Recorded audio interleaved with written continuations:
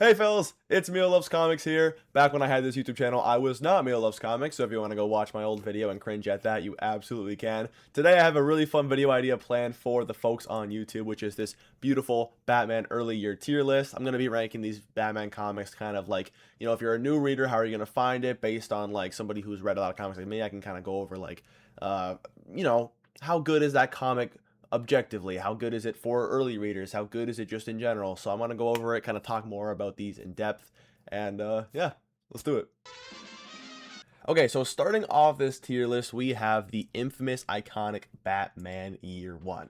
Now with Batman Year 1, I find myself the best way I could describe Batman Year 1 is this analogy I use a lot on TikTok, which is Batman Year 1 is almost like your vegetables, right? Like you have to eat it, you have to go through it, you have to take care of it, you have to digest it. It's not going to be fun, it's not going to be enjoyable for the most part, but you absolutely have to because it is essential. And I do think that Batman Year 1 actually just has so many iconic moments. Of course, you have the iconic I will become a bat, I shall become a bat. It's infamous as hell. I love seeing early Bruce just kind of struggle to find his footing when he's actually out being that vigilante. I find it to be very, very enjoyable, very, very fun. I think that the main critique I get a lot for Batman Year 1 is there's too much Jim Gordon. I love Jim being this objective bystander. He's almost like the straight man of the book because you've got crime and craziness, right? Obviously, that's horrible. And then you have a man who's dressing up as a bat and scaring the hell out of mafia bosses. So you kind of have a middleman, a straight man, who's like, what the fuck is happening? And I really enjoy kind of seeing his perspective. Obviously, I don't like the things that Gordon necessarily does in this book, but I really do think the writing is very, very strong. Of course, the writing is very, very ass. If you can't read cursive, good luck. This book is going to be a miserable experience for you. But I think it just has so many iconic moments. You have Ladies and Gentlemen, You've Eaten Well. Like, this is definitely Baby's first Batman book for a reason. I feel like it's very, very good at just kind of conveying Bruce's message and his ideals, and I really love the ending of this book, how it kind of teases, the later projects to come. All in all, I think this is some of Frank Miller's best work. I think he did a hell of a job on Batman Year 1, but due to the fact that I think it's just a little bit too hard for a new reader who's never touched a Batman comic before, I don't think they would fully enjoy this one, just because there isn't that much Batman. And of course, it's early year stuff, so you have a lot of writing, a lot of talking. So I feel like somebody who's just getting into Batman wouldn't necessarily have the best time with this book. From an objective lens, I can definitely see how this could be in a S tier. But for all those factors, I'm going to give Batman Year 1 a very respectable A tier. Okay, so this is a fairly recent addition to Batman early year comics, which with Chip Zdarsky's Batman the Knight. Batman the Knight is a kind of modernized retelling of Bruce's origin, but it's not necessarily him as Batman. It's more his journey before he set on that adventure where he's finding himself, finding what he has to be. He has a lot of funny interactions where it's like Bruce's mindset is so different when you look at something like Year 1. So think of this as like the prequel to the prequel of Batman. Like, if Batman Year 1 is like your stepping stone starter for Bruce, this is what he stepped on to get to that stepping stone. So it's very, very fun. Honestly, I think if you are getting into Batman, I wouldn't necessarily recommend the Knight because, again, there's no Batman. So it's just a lot about Bruce's psyche, Bruce's ideology, Bruce's methods, which I feel is very, very interesting when you have a lot of Batman media under your belt. It's a weird case where I believe that Chip Zdarsky's The Knight is better off for Batman fans who know more about Batman to dive into, to kind of get a funny insight and onlook onto Bruce saying that he wants to be a cop or something, right? So it's like, I think this comic is, again, phenomenal. It's very, very well done, but for an early Batman reader, I definitely don't want to give it anything too high because I don't. I think if I put this in S tier, a lot of people who've never touched a Batman comic will go right for this one, and I don't think it's the best jumping on point. So I am going to give Batman and Chip Zdarsky's The Knight a respectable A tier, and it could join along with Year 1. Okay, so we have Batman and the Monster Men. Now this to me is perfect right after Year 1 if you're going chronologically, because of course you've got Joker as the Red Hood being teased in the newspaper clippings, but there's not much to say about the Monster Man. I just read it recently and I thought it'd be good for an earlier Batman story, and it is. I mean, this is Bruce, like, literally in his early ass year. I think this is maybe year 1, kind of on that cusp, maybe diving a couple months into year 2, but if the Joker's not around, I consider it to be incredibly early for Batman's career. And all in all, I think Bruce does one thing that's really, really stupid, and that is drugging his girlfriend in this. Obviously, red flags all around, right? It's just to drug her because she's freaking out and panicking that her father's in trouble, just so that she can calm down. And to me, I think that was a really weird choice to include for a Batman story. But the whole concept is Hugo Strange is making these crazy ass monster men, and Batman has to go through a detective case to stop them, stop the mobsters who are trying to hurt his new love interest's father. It's not bad. It's definitely, it feels like an episode of the animated series that's like nobody's favorite. I think I saw that on like a Comic Geeks review. Like, it's an animated series episode that's kind of nobody's favorite. So for Batman and the Monster Man, I think you can read it early in your Batman journey, but you're not going to feel anything too special from this comic. I honestly think that it's just kind of like okay for a Batman comic. So I'm going to be putting Batman and the Monster Man in a definitely not passable B tier. Okay, now we are getting into the good stuff with Batman, the Man Who Laughs. Now, this is Batman's first meeting with the actual Joker, and I'm a lot higher on this comic than most people. I love Ed Brubaker. I think he writes a really good story. I love the scene where Batman is physically unable to kill the Joker. It is such great writing. I really like the art as well. Now, my book did include the Alan Scott story afterwards, Made of Wood, which I heavily enjoyed.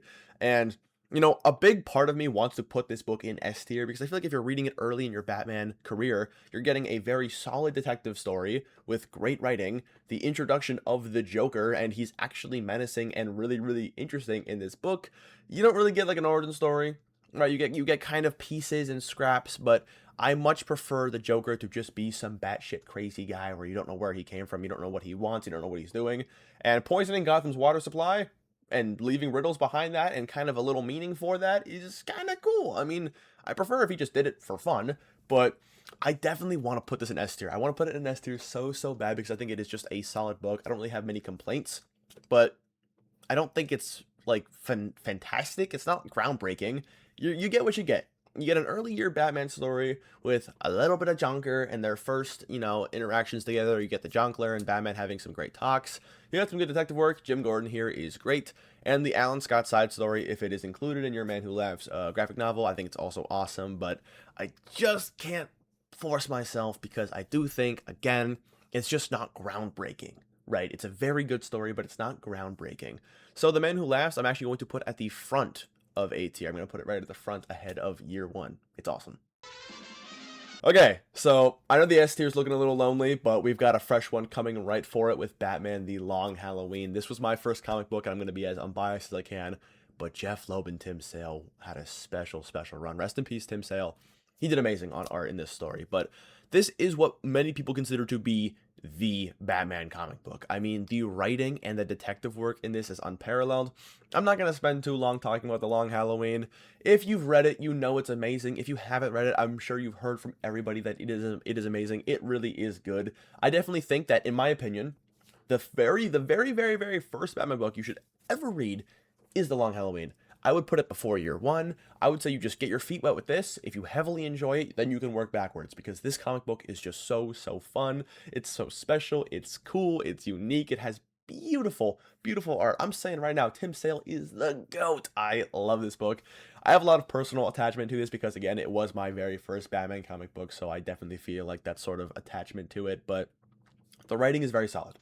You have amazing panels. Batman looks larger than life. He feels larger than life. The way they do it is amazing. We're seeing a Batman who's, you know, not figuring shit out for himself. Obviously, he's learning how to deal with a case with this grand size, right? With Holiday and everything. And, you know, you've got the whole rogues gallery here, which is awesome. Two-Face is one of my favorite Batman villains of all time. And he is done masterfully in this book. Like, masterfully. That's some of my favorite stuff in this book. It's some of my favorite stuff in this book. It's just truly awesome. And there's just so much good I could talk about forever, but I'm not going to waste your time. You know it's S tier. Everyone knows it's S tier. Batman The Long Halloween is... Oops. I just accidentally put that in the wrong tier there. Batman The Long Halloween is a definitive S tier. Following it up with its predecessor, Batman Dark Victory. Now, this introduces Dick Grayson into the Bat family here, and I think that, of course, Dick Grayson and Batman have some of my favorite dialogues, just their favorite interactions. They're my favorite dynamic. They're my favorite dynamic with the Robins. I absolutely adore Batman trying to learn and be a father and train Dick in this way, and I really do think that the introduction of this detective story is a little bit better. Like, there's many aspects of Dark Victory that I want to say are better than the Long Halloween. I want to say that the art is a little bit better. I want to say the story is a little bit better, but all in all, it feels like a direct sequel, because it is, obviously, but it feels like it's just a continuation. If you read Long Halloween and Dark Victory back to back, you will feel amazing. Like, this comic book is really, really good. I think it is so special. This is a must-have if you're a Batman fan. If you love the Long Halloween, you're going to love Dark Victory even more, because now we have Dick Grayson here. The panels are fun. The story is great. It feels consistent. There's no drop-off in terms of story quality and writing quality from the Long Halloween to Dark Victory. It truly feels like it's in the same exact timeline, same universe. It's awesome. And I can't, again, think of really any complaints. I think sometimes the pacing can be a little slower in this one because you've got a lot going on, but I think definitively Dark Victory has to go alongside Batman Long Halloween in S tier, the two of them. If my house was on fire, and the firemen had to choose between saving me and saving Batman and Robin Year One, I would say save Batman and Robin Year One and give it to a kid who hasn't read it yet. I adore the hell out of this comic book. Batman and Robin Year One is so special. It feels like an animated series episode in the best way. It feels like a movie. It feels like a movie. Chris Samney is amazing on art. Mark Waid is one of my favorite writers, and he writes a amazing, beautiful dynamic. Bruce learning how to be a father, mentor, crime fighter to Dick Grayson, and seeing how he grows up. You know, the no guns panel, we never use guns, to Dick saying that later, or against Two-Face. Like, it all comes together. It's such a beautiful story.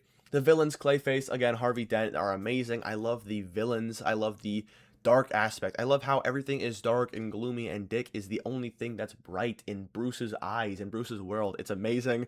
I think Dick Grayson getting kicked out of school is really funny. Like, they have these really lighthearted, fun moments, and then these serious moments as well. Again, referencing Bruce with a flashback saying we never use guns to Dick. He's trying to teach him life lessons as a father and learn how to be a father. And I think a lot of those moments make this comic so special. And there's just a lot of heart and a lot of soul in Batman and Robin Year One. Like, this comic is so special. I read it all in one setting. I was just issue after issue after issue. It was amazing.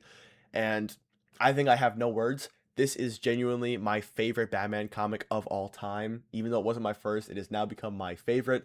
Do I think it is the best of all time? Do I think there's obviously comics that are written better and more groundbreaking? Yes, I just finished Grant Morrison's Batman, so there's obviously been more groundbreaking stuff.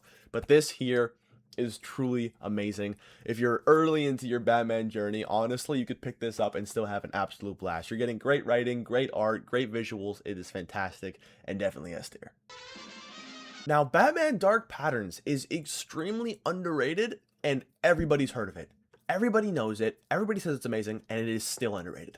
Batman Dark Patterns is another early set Batman story, but it's not early enough where he's still finding his footing. You've got Batman going through a bunch of different mysteries, and honestly, this is some of the best detective work, if not the best detective work I've ever seen in a Batman comic. Batman feels incredible. Like, the detective work he's doing is amazing. There's this giant disfigured man who has nails in his neck and his body, and Bruce is like, I can't punch you or you're gonna die. So there's a lot of creative conflicts like that, where there's children involved, or if there's people being held hostage, whether it's through the mind or physically. Like, Bruce has to figure out how to think outside of the box, how to save a city when that city is eating itself. Dan Watters is an incredible writer. He writes a lot that Bruce has to save people, but he can't save people from themselves. They're always going to get themselves in trouble, but even if they get themselves in trouble, Batman will always be there to help. And I think that is such a fascinating thing. We see Batman here pushed to his limits. The cover perfectly describes it. Bruce is suiting up night after night, and Alfred is like, please, just take a sleep. God damn it. Like, Bruce is barely able to walk throughout some of these detective stories, and he's still busting his ass trying to stop every single crime he can see. It is truly amazing. I love Batman Dark Patterns. It's one of the best comics to come out recently. Dan Watters is an amazing writer. Dude is killing it on Nightwing right now, and he killed it on Dark Patterns. I think honestly, it's a disservice to not have Batman Dark Patterns up in S tier. And the fact that it's able to stand with the Jeff Loeb and Tim Sale duology, is able to stand with Batman and Robin Year One, I think it is better than the other things in A tier and B tier. Now, Again, I do want to touch up on this. I could put Haunted Knight on this tier list. I'm contemplating putting Haunted Knight on the tier list, but I think I'd honestly put that in an A or an S as well. I think it's a super great comic book, but I just want to keep it kind of more simple here with a broad variety of early Batman year comics. Now that is going to be it, folks, for my Batman early year tier list. Obviously, there's plenty of comics, plenty of eras that I left off of this list, but I just wanted to keep it a quick, simple YouTube video, test out the water, see how you guys like it. And again, if you want to see the final tier list, here it is right now. I've got Batman and Robin, Year 1, The Long Halloween, Dark Victory, Dark Patterns in the S tier. These are amazing early Batman books. If you definitely want to pick these out, they're modernized runs as well, so they're great. Then, of course, in A tier, you have the extremely respectable Man Who Laughs, Year 1, The Night. These are also bangers for your Batman journey. I think there are definitely no complaints here. I just prefer the S tiers more. And then you have a simple story that you definitely could read for Batman's early years, being the Monster Men. So I think this tier list is just great. It kind of shows, like, hey, there's definitely a lot of options out there. There's not a lot of bad Batman comics for his early years. He has some great stuff, but I just wanted to talk about the best of the best. This is the best writing. This is like the cream of the crop for if you want to get into the character and you don't want to dive into like 70s comics, because honestly, for earlier Batman, you could easily dive into plenty other stories, but these are just the very simple, basic Batman beginner stories that I think you should read if you want to get into the character. And without further ado, folks, yes, I know this is a YouTube video that's been long coming, but now I'm having a lot of fun making these TikTok videos, and y'all asked for YouTube. I'll make a YouTube. I don't know how often I'm going to make videos, but I genuinely had a really fun time this time making this tier list. And I think I would definitely do way more content like this, maybe once a week, twice a week, maybe once every 2 weeks, depending on the schedule. But yeah, it was a lot of fun. I would love to do a tier list for more underrated Batman stories, stuff like Batman Prey, Batman Venom, Batman the Cult, stuff that's not as mainstream and not as early in Batman's career, so I can kind of get a little wacky with it. But thank you guys so much for watching. I really appreciate it, and I can't wait to make way more YouTube videos in the future.